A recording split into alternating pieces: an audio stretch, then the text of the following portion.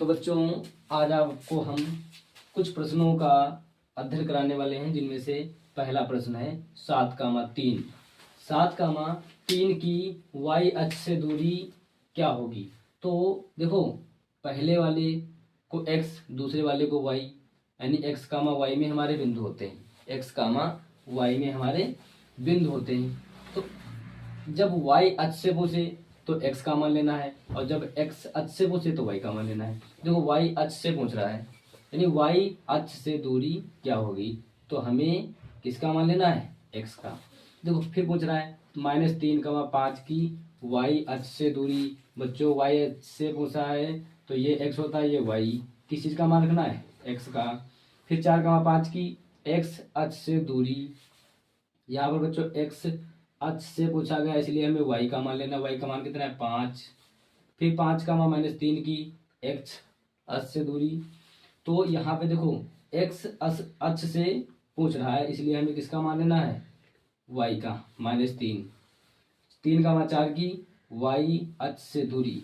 तो यहाँ y अक्ष से पूछ रहा है, इसलिए हमें किस चीज़ का मान लेना है, x का, विपरीत लेना है बस। किस चतुर्थांश में है, तो बच्चों इसका प्लस है, इसका भी प्लस है। प्लस प्लस किस चतुर्थांश में है, देखो यहाँ प्लस प्लस होता है, यहाँ पर माइनस प्लस होता है, और इस चीज से लिख देता हूँ, इस वाले में माइनस प्लस होता है, इस वाले में माइनस माइनस, इस वाले में प्लस माइनस, और इस वाले में प्लस प्लस होता है। ठीक है, तो ये चीज अध्ययन कर लेना, इसमें ध्यान रखना। तो प्लस प्लस फर्स्ट चतुर्थांश, फिर plus minus, plus minus third fourth चतुर्थांश, फिर माइनस प्लस सेकेंड चतुर्थांश, फिर माइनस माइनस किस, देखो दोनों माइनस में है, तो किस चतुर्थांश में है। तो बच्चों हमें चिन्हों से ध्यान रखना है कि यहाँ पे माइनस है, यहाँ पर भी माइनस है, तो माइनस माइनस भैया थर्ड चतुर्थांश। फिर मूल बिंदु से दूरी होगी 0,0, ये वाला ऑप्शन सही होगा।